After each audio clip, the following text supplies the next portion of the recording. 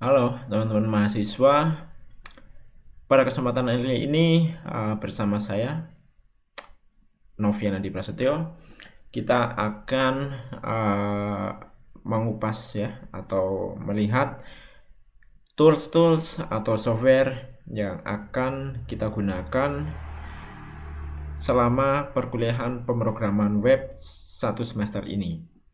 Sebelumnya sudah dijelaskan ya oleh masing-masing dosen bahwa dalam mata kuliah ini kita akan menggunakan beberapa tools, dan pada kesempatan kali ini saya yang akan menjelaskan tools tersebut gitu ya.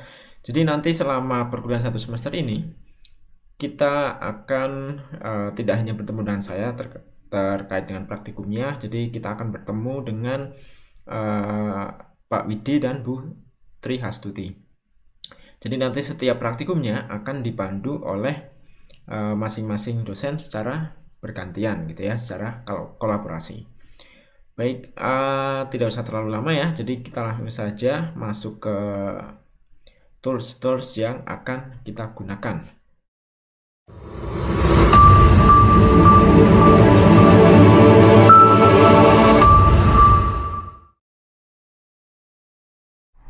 Oke, slide di sini ya.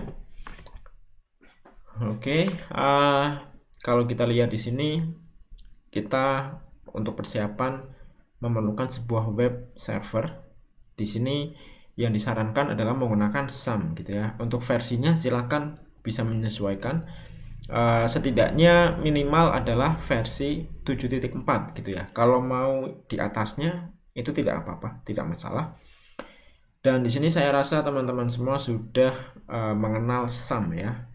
Sudah mengenal SAM karena pada mata kuliah basis data itu teman-teman menggunakan basis data MySQL, di mana MySQL itu kita dapat menggunakan SAM gitu ya. Nah, nanti akan saya jabarkan lebih lagi terkait SAM ini. Terus yang kedua, kita memerlukan sebuah MySQL editor ya. MySQL namanya di sini, aplikasinya adalah MySQL Workbench. Nah, di sini minimal versinya adalah versi 8.0.19. Jadi silahkan nanti kalau teman-teman ingin menggunakan versi yang di atas, boleh sekali. Selanjutnya yang ketiga, kita membutuhkan sebuah text editor. Text editor di sini yang disarankan adalah Visual Studio Code dengan versi minimal 1.42. Silahkan kalau mau di atasnya juga boleh. Atau jika teman-teman ada yang ingin menggunakan text editor lainnya juga silahkan, asalkan semuanya berjalan dengan baik gitu ya. Kalau misal menggunakan text editor lainnya itu lebih membuat sulit, lebih baik gunakan VS Code saja. Terus di sini kita akan menggunakan GitLab, dimana kalau dulu teman-teman ketika masuk di mata kuliah pemrograman perangkat bergerak yang digunakan adalah GitHub. Nah, di sini kita akan menggunakan GitLab.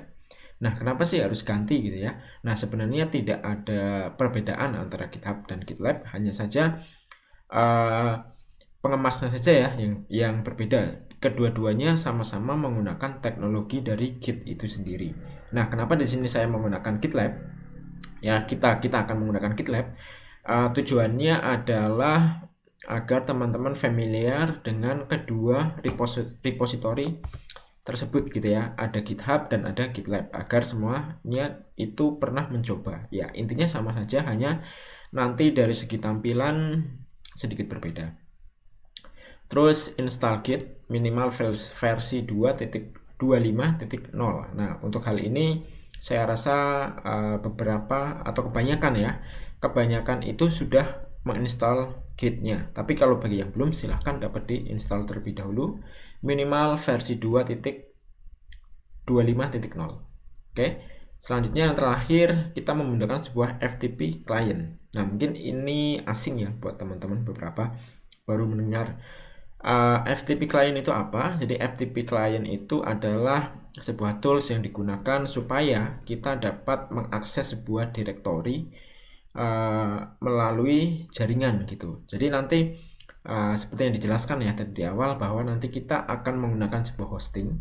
Nah, FTP ini digunakan agar teman-teman semua dapat mengakses file yang ada di hosting, yang ada di cloud atau ada di internet. Nah, FTP client ini silahkan teman-teman bisa menggunakan FileZilla atau WinCP gitu ya. Kalau saya sendiri yang sudah tersedia di laptop saya adalah WinCP gitu. Ya, intinya keduanya sama saja, tidak ada masalah. Oke, sedikit pengenalan tadi sudah. Biar teman-teman lebih familiar lagi, saya akan menunjukkan masing-masing softwarenya ya. Jadi di sini software sudah saya install. Jadi teman-teman silahkan bisa diinstal dulu sebelum menonton video ini ya. Silahkan diinstal dulu. Saya tidak akan menunjukkan cara installnya karena pasti itu mudah sekali untuk teman-teman mahasiswa jurusan teknik informatika, pasti itu mudah. Cara downloadnya juga saya tidak akan tunjukkan karena di sini semua softwarenya bersifat free. Jadi untuk downloadnya itu mudah ya, tidak akan sulit gitu ya. Jadi silahkan download sendiri, install sendiri. Kalau sudah selesai, silahkan bisa menonton video ini, bisa mengikuti ya walaupun tidak semuanya bisa diikuti ya, karena terkait hosting teman-teman masih belum dibagikan hostingnya. Jadi silahkan nanti untuk terkait hosting teman-teman bisa melihat dulu. Namun nanti terkait GitLab, text editor, web server, sama MySQL Workbench itu teman-teman bisa mengikutinya. Oke, yang pertama saya akan menunjukkan tentang SAM itu sendiri ya. Saya akan buka SAM-nya. Nah, pasti teman-teman tidak asing dengan SAM ini. Ada kalau teman-teman dulu ketika belajar basis data itu yang harus di start adalah ini ya, ada MySQL sama Apache. Sebentar, ini belum. Oke, sudah. Nah, MySQL ini digunakan untuk database-nya, lalu Apache ini digunakan untuk web servernya, dimana nanti bahasa yang sudah tersedia di web server ini adalah PHP gitu ya. Oke, kita akan coba membuka MySQL ini dulu ya. Kita sedikit flashback ke materi sebelumnya. Kita akan coba membuka MySQL-nya. Membukanya di mana? Ada di localhost. Nah, kalau Apache-nya sudah aktif, maka localhost-nya dapat diakses seperti ini. Nah, ini kita bisa lihat SAM ini di dalamnya ada Apache, ada MariaDB, ada PHP, sama ada Perl. Kalau kita ingin mengakses MySQL-nya, kita dapat membuka phpMyAdmin. Nah, ini banyak teman-teman yang salah kaprah gitu ya, menyebutnya nama, kalau ditanya database-nya menggunakan apa, database-nya menggunakan phpMyAdmin. Itu salah. phpMyAdmin itu bukanlah sebuah database gitu ya. phpMyAdmin itu adalah sebuah tampilan interface yang digunakan untuk menampilkan sebuah database gitu. Nah, terus kalau ditanya berarti database-nya apa dong? Database-nya adalah MySQL. Nah, sekali lagi ya, jadi ini digunakan untuk menampilkan database MySQL. Nah, kita lihat di sini saya sudah memiliki beberapa existing database. Kalau masih baru biasanya hanya ada tes ya. Tes itu ada biasanya bawah. Nah, ini karena sudah lama saya gunakan, jadi ada beberapa tabel, atau bukan tabel ya, database yang sudah tersedia. Ini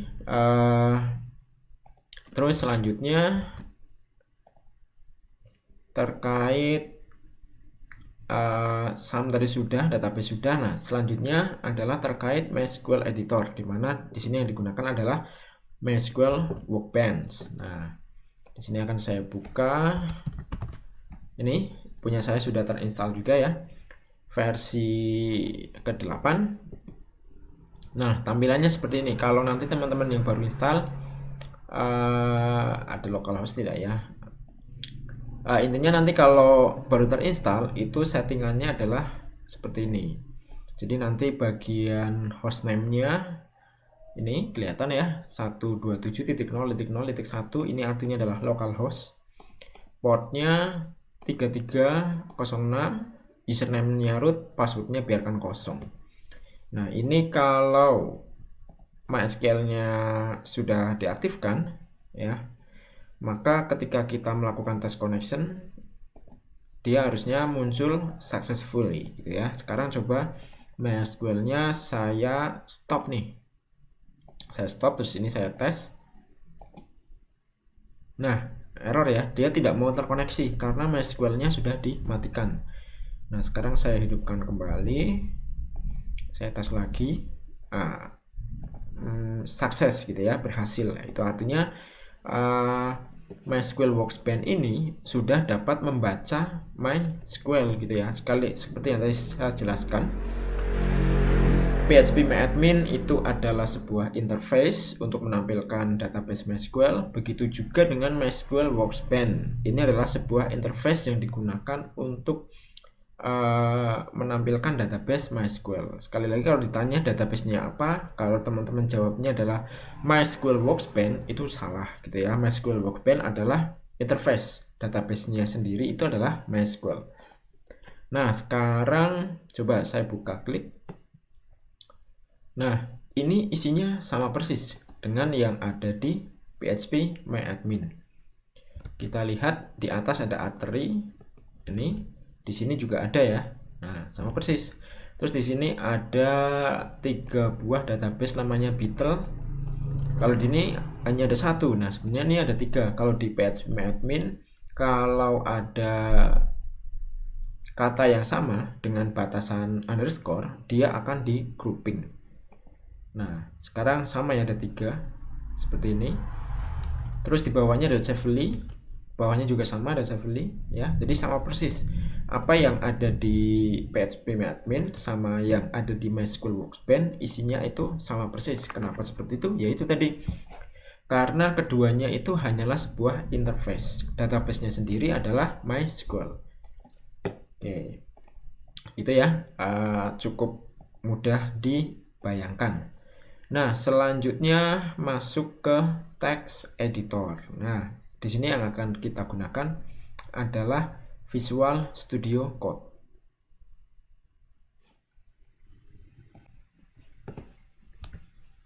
Oke, text editor yang akan saya gunakan ini Visual Studio Code.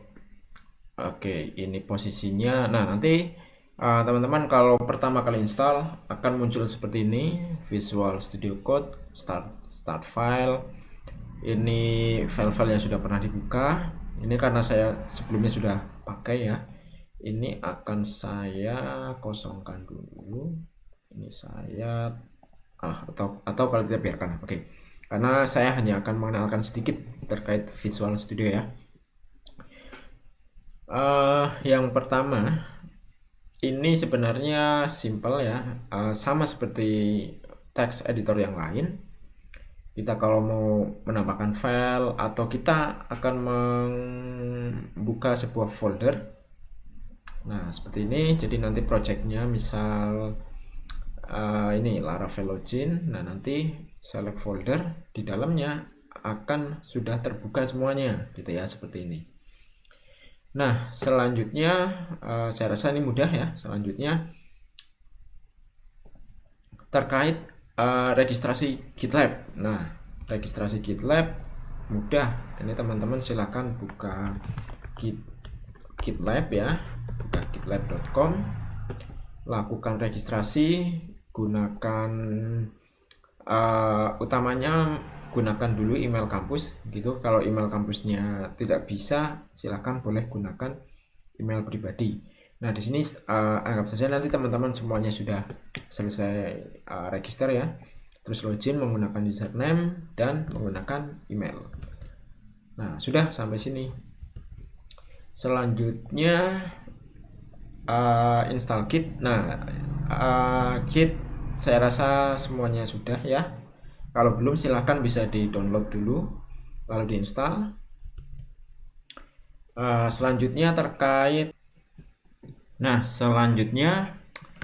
kita akan mencoba FTP client ya. Di sini saya menggunakan WinCP. Oke. Nah, karena ini hanya untuk uji coba, jadi di sini saya sudah menyiapkan account. Nah, account ini nanti teman-teman juga akan dapat ya. Nanti di mulai pertemuan kedua, teman-teman akan mendapatkan account yang dapat digunakan untuk memasukkan sebuah file atau apapun itu ke dalam direktori yang ada di hosting. Nah, di sini saya mencontohkan, saya sudah menyiapkan sebuah subdomain ya, namanya percobaan pw.informatika.app. Nah, nanti di sini kita akan coba memasukkan file di dalam direktori ini. Nah, ini masih kosong ya, masih belum ada filenya. Sekarang saya akan coba menambahkan langsung dari FTP. Jadi yang pertama itu harus kita login dulu, dimana nanti teman-teman juga akan mendapatkan username ya untuk login. Atau kalau teman-teman ingin mencoba menggunakan akun uji coba ini juga boleh. Nah, sampai seperti ini, lalu tekan tombol login. Oke. Nah, saat ini adalah yang ada di hosting, lalu yang di sebelah kiri ini adalah yang ada di lokal laptop kita gitu ya. Nah, di sini saya akan coba menambahkan sebuah file. Ini ada absensi kuliah semester kemarin, saya coba masukkan 7 Oktober 2020. Sekarang bagian sini saya refresh. Nah, ini ya sudah muncul 7 Oktober 2020. Saya masukkan lagi yang 14 Oktober nih. Nah, sekarang di sini saya refresh, udah muncul 14 Oktober. Kalau cara kerja di sebuah web hosting itu seperti ini. Di sini saya akan coba membuat file new ya. Saya akan membuat new file namanya index.html. Hello. Nah, lalu saya simpan. Lalu saya buka di sini.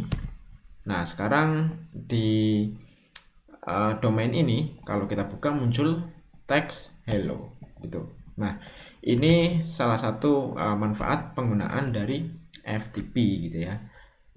Sangat mudah jadi untuk digunakan. Jadi teman-teman tidak perlu repot-repot login ke hosting. Nah, itu terus apalagi ya? Sekarang coba cek. Web server sudah, MySQL sudah, TKS editor sudah, Git sudah, FTP client sudah. Satu lagi ya tambahan, yaitu untuk MySQL Workspace-nya. Jadi kalau tadi itu saya coba mengedit yang ada di localhost. Nah, MySQL Workspace ini juga sama. Dia dapat digunakan untuk mengedit database yang tersimpan di hosting. Nah, contohnya ya, jadi ini adalah cPanel-nya dari informatika.app. Saya akan coba buka MySQL-nya. Bukan. Oh, PHP MyAdmin. Oke. Ini adalah PHP MyAdmin yang ada di apa namanya ya? Yang ada di ini ya, cloud, yang ada di hosting. Kalau yang ada di lokal kan namanya localhost gitu ya. Nah, kalau ini yang ada di hosting. Ini juga bisa kita akses menggunakan aplikasi yang namanya MySQL Workspace gitu ya. Kalau tadi yang pertama kita mengakses menggunakan yang ada di localhost. Nah, sekarang ini juga dapat digunakan untuk mengakses yang ada di hosting.